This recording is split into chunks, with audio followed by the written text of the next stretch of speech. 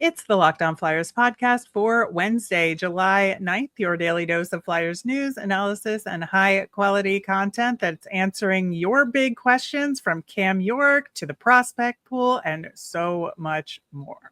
Bring it on.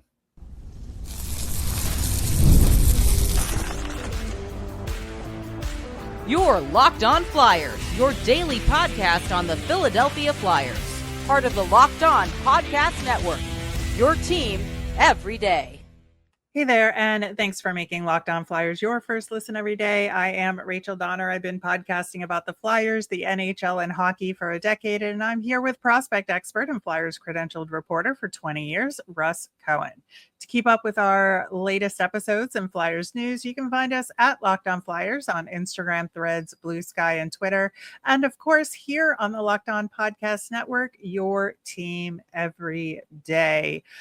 This is a giant mailbag episode. Y'all had some really good questions and some that requires a little bit more conversation. So we're excited to get into those, especially about the prospect pool, which we'll get to in the next segment. But this is a good time to remind you about our off-season poll question of the week about the Flyers prospect that will make the biggest impact once they make the jump to the NHL. The link to that is in the show notes. It's on our YouTube channel, so make sure you let us know why you voted the way you did.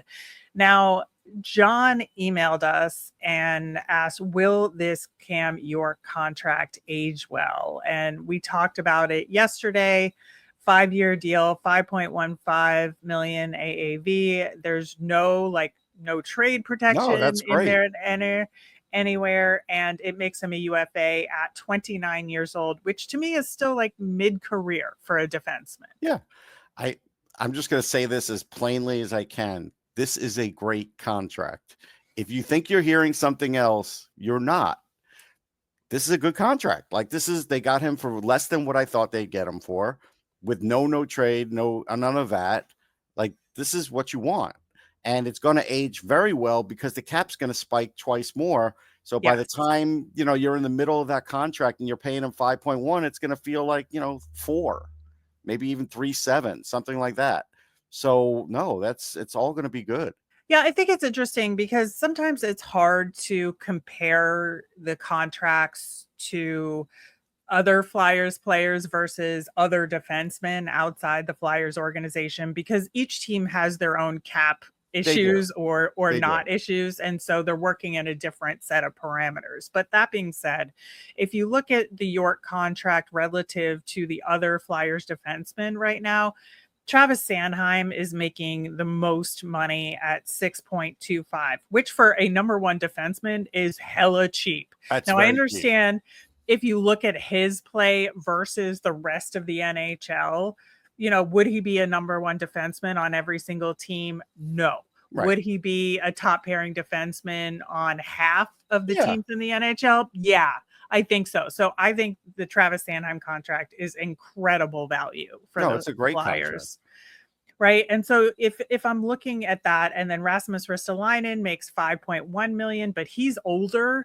And so he should have been making, based on his skill level, he should have been making that level, even though he's injured. And I know that it was fine at the time if he was going to actually be able to play. Right. In retrospect, sure, because he hasn't been able to play, it looks different. That's the problem with that one. Right. So for Cam York to kind of be in that sweet spot, like a hair above that Risto contract, considering the increase in the cap overall, I think that is a perfect sweet spot for this Cam York contract. And I think 5 years, I said yesterday, I had guessed it might've been 4 years, but 5 years is fine by me too.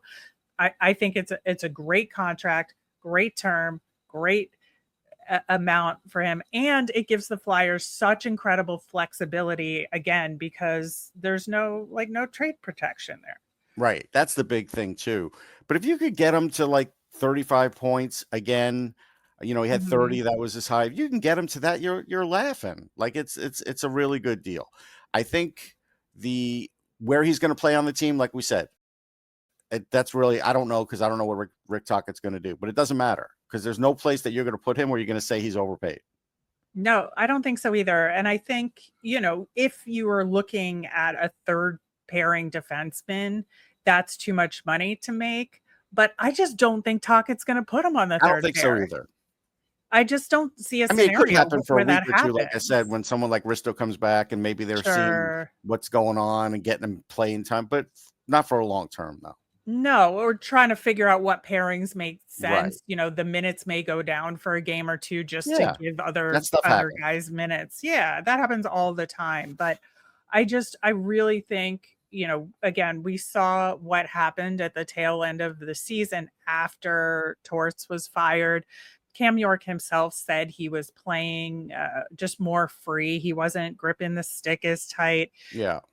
For all reports, based on what we know about Rick Tocchet and his coaching style, I think they're going to mesh really well. They And should. Cam York is going to thrive this upcoming season. I mean, there's no reason he shouldn't. So, we're expecting that to happen. And yeah, right now it's in a good place. The only thing I say is we don't know how things will be long term with the Flyers, and they do have a lot of prospects. At some point, they still might trade Cam York. Like that's still a possibility. Sure.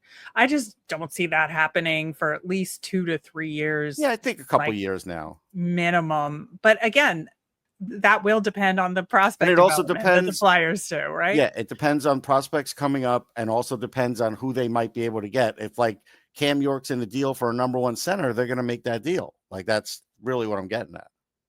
Right. So it's not that we're looking to trade Cam York No, by any stretch of the imagination. There just may be a scenario where it makes sense to trade him based on the return right. at the time. And I think the way that the Flyers are going, this team is in an upward trajectory at this point. This season may end up being uneven a little bit due to just a general coaching change and Yeah, adjustments. I Like think that that's fair. happens, Yep, right? I think that's But fair. I think as a general rule, this team is starting its upward trajectory this upcoming season.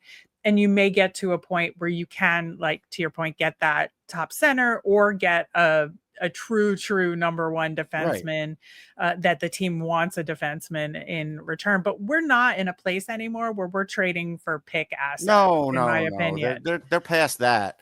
But Yeah, again, it in the NHL, it's hard to not be in that 11 that goes into the lottery hoping to get like Gavin McKenna. It's hard to break out of that. And so it's possible they still might not break out of it, but they'll be better than last year for sure. right. And I feel like, I was trying to look at other defensemen around the league that are kind of in his tax bracket, so to speak. And I think there are some that are better and there's some that are not as good. And I think, again, it just depends on the cap situation of these different teams. But you look at Zadorov's contract is $5 million with the Bruins. I think Cam York is better than him. He is better. He's just not as physical, but he's better offensively, puck moving, all that. So I'd say he's better. Mm-hmm. Yeah, I mean, so like Shea Theodore is making 5.2. Yeah, that's a bargain. Or Like you but can't that touch was that. but that just expired Right. like last Yeah, year. that's forget So that. different cap situation, Right. right? So I think, Adam Larson is making 5.25. All I right, feel like, that's a comparable because Larson yeah. doesn't have a lot of offense. York should have more, but Larson is a really good, competent defender. So that's a good comparable. Yeah, I think so. So that's where I think that Cam York's contract just makes sense. And Yeah, it I does. think it makes sense for him. I think it makes sense for the team. So I really feel confident in this contract aging pretty No, I darn think it'll well. age well. I do. All right. So now that we've established that, we are Have going we though? to. We'll see. I think so. I think so. I think it's a great contract, and I'm really excited for Cam York's upcoming season because I really do think he's going to pop a little bit this year. I think he has the He's right got everything attitude. going for him. He He's got a does. new coach. Hmm. Torts is gone. That was certainly a problem. So everything's He's going for got him. friends around him to Got boost him. friends. Yep. Love it. Love everything about it. All right. So coming up next, we got a couple emails that were I think overlapping a little bit related to the Flyers prospect pool. So we're going to dig into those questions coming up next. Ever wish managing your money felt easier with Monarch Money? It can. Whether you're growing your savings or planning a big purchase, Monarch puts you in the driver's seat. It's like having your own personal CFO, giving you full visibility and control over your finances. Monarch Money is more than a budgeting app. It's a complete financial command center where you can track all your accounts, your investments, and spending all in one place. So in addition to managing your money, you're also building wealth. And the thing that I love about Monarch Money is that it helps you keep track of all those day-to-day expenses and point out unnecessary spending on things like takeout. But it also helps you plan and budget for those big purchases like maybe a new car or a house all at the same time. So take control of your finances with Monarch Money. Use the code LOCKEDONNHL at monarchmoney.com for 50% off your first year. That's monarchmoney.com, code LOCKEDONNHL for half off your first year. All right, on tomorrow's show, we are going to attempt, based on what we know now with the new signings and prospects and all that, we're going to try to put together the Flyers lineup in an early look for next season and see what we think the depth chart looks like there. And Dennis sent us an email somewhat related to that. So we're going to get into kind of that depth chart of it on tomorrow's show. But he emailed us saying, I appreciate all the information you provide on the prospects, but I have difficulty following depth charts within an organization. In baseball, it's easy with the pure minor league system, basketball, somewhat with the G League. And but in hockey, I can't find a real list of one to the bottom player in a system. I followed hockey since the 70s, and that's, Dennis is saying that's what makes it more difficult to try and figure out where the players and want some suggestions. And then Jeff emailed us saying, I saw the Flyers had pretty high draft pick this year, and I'm interested in a few of the moves they made. One of those is the decision on the coach. As a kid, Rick Tocchet was my favorite player, one of mine too, Jeff. It's interesting to see him come back as a coach, but what are some of the things I should know about the current team and prospect pools? So these overlap a little bit, and I think it boils down to the questions: how do you evaluate a team's prospect pool given the kind of specialization there is in hockey? And then how do we rate the Flyers prospects versus themselves and versus other teams? Yeah. So let's start with that first question about just in general, how do you evaluate a team's prospect? So like I used to do this. I did it really before anybody started doing it, like a top 10 list for, I used to do all teams. Then I just did it for like Flyers, Rangers, Devils. Then I just did it Flyers. Then everybody started doing it. So I stopped. But basically, you have to have an understanding of the leagues first.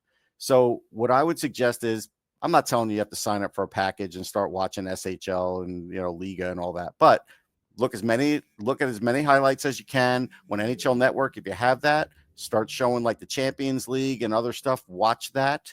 Watch as much as you can. KHL, occasionally you'll see KHL games on cable network. Watch that.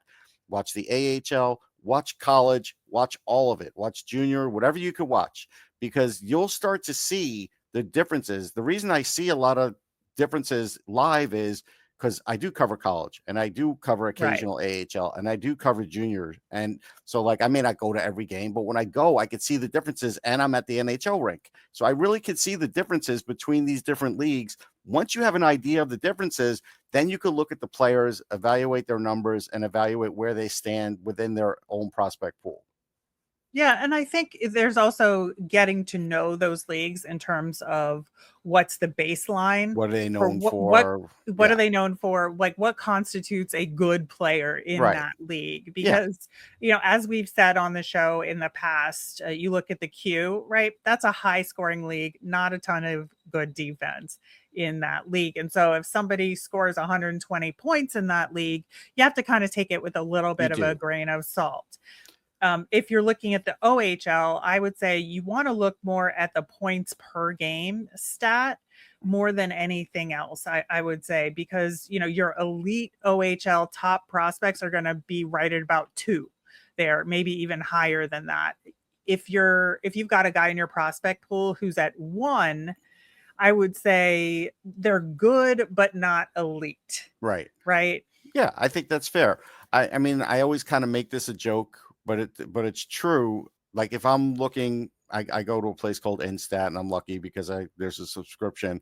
I look at MHL games. So that's the junior hockey of the In KHL, Russia. right? Yeah. So it takes me 5 minutes to figure out who the good team is and who the bad team is before I start watching the player to kind of see how the player is. If I think the competition's just bad in this game, I won't even watch it because I'm just wasting my time.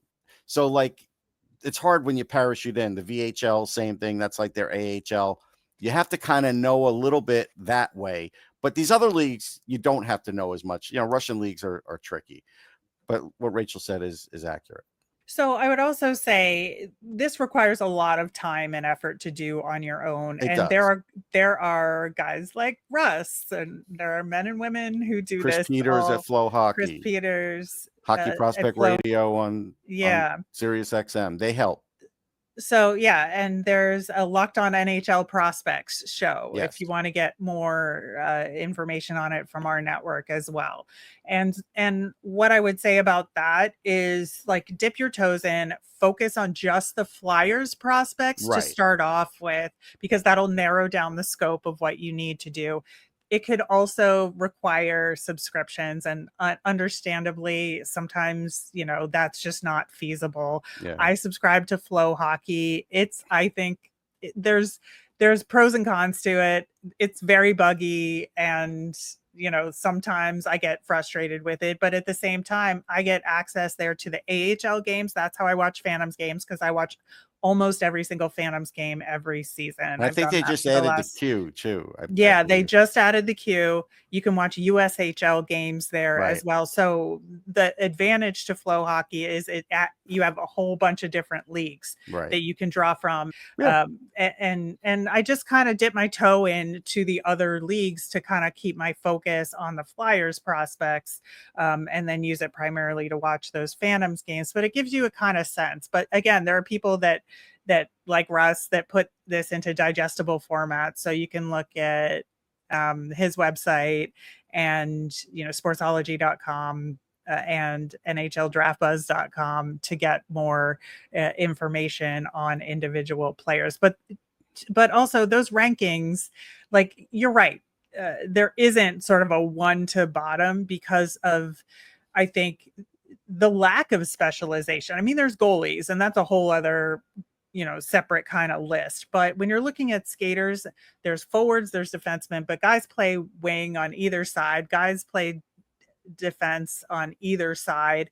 And so you can't really do like, oh, here's your depth chart of pitchers. Right. Right. It's not like it's that. not the same. I had so a I understand director- why it's challenging. Yeah. I had a director of amateur scouting from the NHL tell me when they invent a system that sort of equally grades all of the leagues, so the percentages and everything, let me Right. know.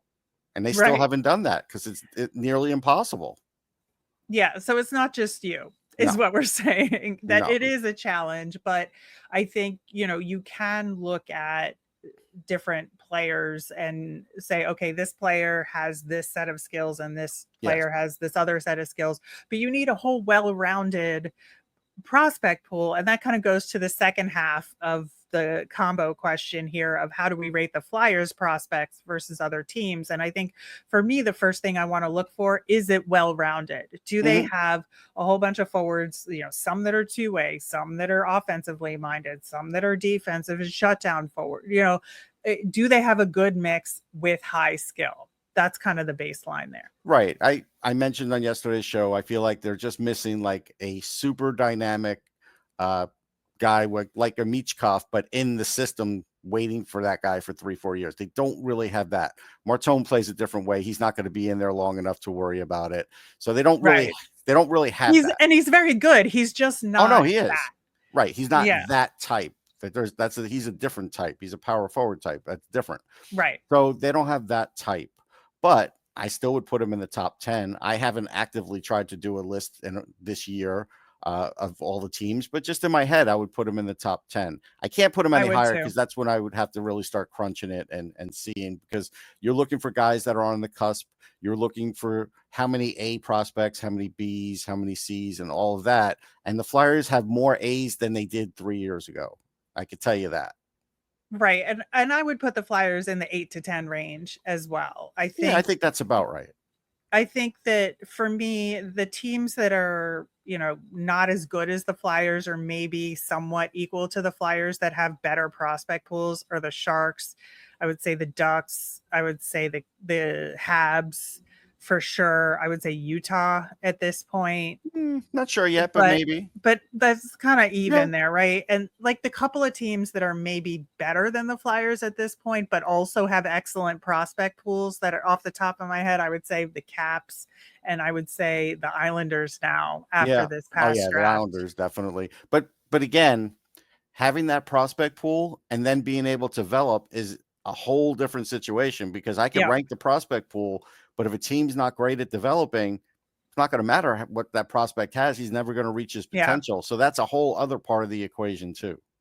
yeah. And I would say Seattle is just because of that exact point is Yeah, a they're not in question the mark top to 10. me. No. Because I think they have the prospects there where they could be in the top 10, but they're just a mess in terms of how Right. they deal with them. So I can't say that they would be in my top 10 because of Yeah, that they wouldn't be in mine. very reason. But yeah, very good They questions. are. And we'll continue to talk about these things. And, as we are looking at the Flyers prospects and their development going into next season, we'll focus kind of on how to evaluate them continually for sure. But in the meantime, we've got some other questions that are maybe more some quick hits, including one on Christian Dvorak. We've got an Alex Bump comment to talk about. We're going to do that coming up next.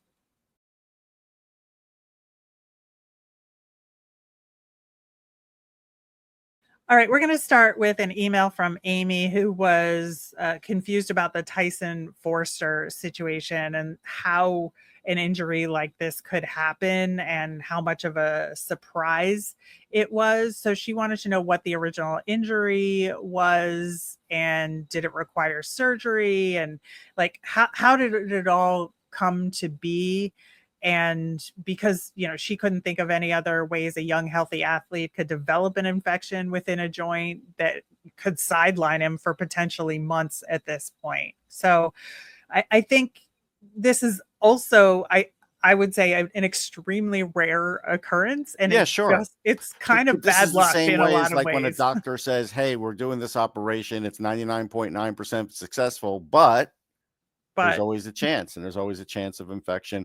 The way I kind of read it was that he definitely had a procedure done, yeah, and after that, an infection occurred, so they had to go in and clean up the infection. And then I remember Danny saying, and they have to check it after that because it's still possible they might have to go in one last time to clean it again. So I do think it's a rare occurrence, and I do think this is just one of those things that could happen to anybody that has any kind of operation. yeah, not just an athlete. Right. It could just happen to anybody that infections do occur post They do. surgery. It's a risk that you sign off on Yeah. the You just form. don't think about it because you don't Yeah. see it happening. But I know some people that have had it happen. Yeah, yeah, it's just unfortunate. Again, obviously this is potentially going to give some other guys an Yeah. opportunity here. That's why they're talking about Porter Martone in that way. But hopefully Tyson Forster is good to go and can He come could back be as like he could quickly get as a scan possible. next week and he's fine. Like that's Yeah. the possibility. Yeah, we'll see. All right. Kevin Klein commented, I don't understand signing Christian Dvorak, who played all 82 games last year and as a center and only had 12 goals and 21 assists. How does a player who has well below average numbers help? Well, they had to sign him and pay him more than what he's worth for sure, because they need stability in the middle. Couturier misses X amount of games. We've talked about being at points in games where you need a face-off shark. He's a face-off shark. He could, play third or fourth line center. Probably could throw him in second for a few games, but he's not a second line center. But if you had to do it, you could do it. But he's a guy you could lean on for faceoffs. He's going to play X amount of games, and he's going to get you about 30 points. Yeah, it's not a lot of points, but it's really more about the all-around game and Yes. stabilizing that and giving, Rick Tocchet something where he could say, all right, I could throw this guy in on a faceoff, especially if Couturier is not playing that game. Right. And I think there were two things that the Flyers struggled. I mean, there were many things the Flyers struggled at. Let's be Clearly. clear about that. But I think two things that a center can do to help that the Flyers struggled with this past season were faceoffs. Like the Flyers were terrible at faceoffs. So you pointed out he's got excellent faceoff He stats. does. And secondly, the penalty kill slipped a Yes. little bit. And Dvorak spent a lot of minutes on the penalty kill with Montreal. And I think just restabilizing the Flyers penalty kill will take them a huge step forward, prevent those power play goals. And I think if Dvorak can contribute to the penalty kill in the way that I think he can, that could steal the Flyers 3 to 5 games in the long run over the course of the season. Yep. So that is where I see the advantage. And on a 1-year contract that's tradable at the deadline, if it's not working out, right, what do we have to lose? Right. That's the whole thing. It's a high AAV because it's a 1-year deal. They had a need, they filled it. It's fine. Brian's on Twitter at BREUNDS tweeted at us, "Hey, I can't help but be impressed with Riley Armstrong every time he goes to the podium to talk about these young guys. Has there been any talk of him taking over the Phantoms head coaching spot? Would that be a good fit? And does he want the job?" He does not want that job because he was the assistant coach for the Phantoms at one point and took this job. I agree. He is so passionate and he is detailed when he talks about these prospects and, just the little things in terms of how he talks about progress and what they're talking to guys about over the course of the season when they're doing it long distance, monitoring guys. And I think this is his bread and butter, and he is living the good life with this job. No, he is. I mean, and I've seen improvement from within him and what camp looks like just for the time he's doing it. So, like, no offense to Ian LePerrier, but he's better at it than Ian LePerrier, and I think people could see that. And so that's the kind of things you need in an organization to get better. That's part of the player development model. So he's probably going to stay in player development, and if anything, will move up in the front office, but still be like something and player development.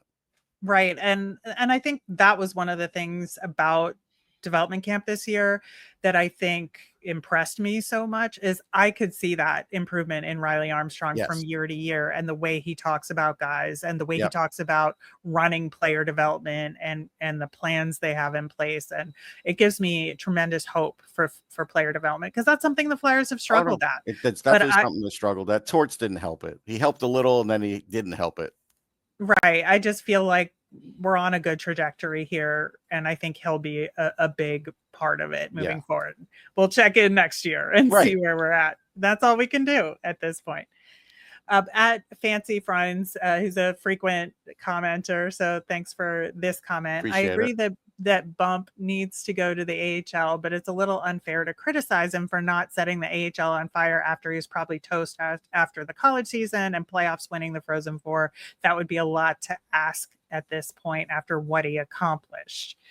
And I think that I agree, but I also think that there's more there to it, because I think that, yes, according to what Bump had been accustomed to for the last several years in the course of a season, that's the number of games played you play in college. And so maybe he was toast for college, but he's going to have to adjust to an 82 game season. And so he should be able to push through it to some degree, right? Yeah. I mean, look at Juraj Slafkovsky, what he did one year. Besides playing in the Olympics, he played in the World Juniors. He played like he played 52 games, which for him, 51 games, which for him is his second most since 2022-23. So my question to you, back to you, would be, so if that were the case and he were toast, where's he going to be at game 53 in the NHL? This is the AHL. He hasn't even gone through a full AHL season. Now you're asking him to skip a step and go to the NHL. And where's he going to be at game 53 for that, where he hasn't done that ever? So these are big jumps. That's where we're getting at. It's just, this is the only way. Right. It's the only way you could talk about a player is in those terms. But you're fair to bring that up. That's fine. Yeah, I think it's fair too. And I don't think it's a bad thing that he was toast. I think it's a learning experience, Yeah. right? And now he knows that how he needs to take care of himself and to pace himself in a way that he can work toward having a complete 82 game season. And that's why we're talking about it makes the most sense for him to play that full or much of the season at the AHL level. He can get some NHL games. I think Yeah. that would be great. Yep. Looking forward to that because I love him and I love his game. Super exciting player, one of the most dynamic guys we have in the Flyers system here. So I love that. I just want him to play the bulk of his games in the AHL just to adjust to the pro Yeah. game in a more complete way for this first year. Yep.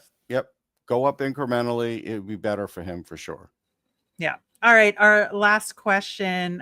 Kelly Blaze commented, I wonder if the reasoning for Brent Flair's answer on Cole Knuble going back to college for another season has less to do with development and more to do with staggering ELCs, or maybe they do feel he'll get more minutes at Notre Dame than in Lehigh Valley. Good question, though. Yeah, look, I understand what you're saying about staggering ELCs. You made me look at, how many contracts they have because I haven't looked in a while. They have 47. So they can fit them in. They could fit in him. They could fit in Martone if they had to. They could still fit in somebody else too. And they could still buy out Nick Delorier. So I don't think there's a contract problem here. So I do think it's what he said on face value. Brent's usually pretty honest about it. Part of me thinks, yeah, maybe they're holding on to a couple of contract spots if they're forced to do two-way deals for some guys that are going to play for the Phantoms for sure. If that's the way it plays out. But I really think that on his face alone, Knuble has earned the contract. There could be these other factors at play. I think that's a fair point to bring up. I think he has too, and I just gave you a path. Even if they did all those other things, Rachel, they could buy out Delorier. They could, and maybe they should, but that is a topic for another day. And that will do it for today's show. Thanks so much for listening. We will be back tomorrow to try to put together a Flyers lineup for this upcoming season. Should be fun. As a reminder, we always want to hear from you, and we did a huge mailbag episode today. I'm sure we will do more of them over the course of the rest of the summer. Let us know your questions via any of our socials at Locked On Flyers. You can email us at lockedonflyers@gmail.com or comment on our YouTube channel. I'm Rachel. I'm on Blue Sky and Twitter at rmiriam. That's RMIRIAM.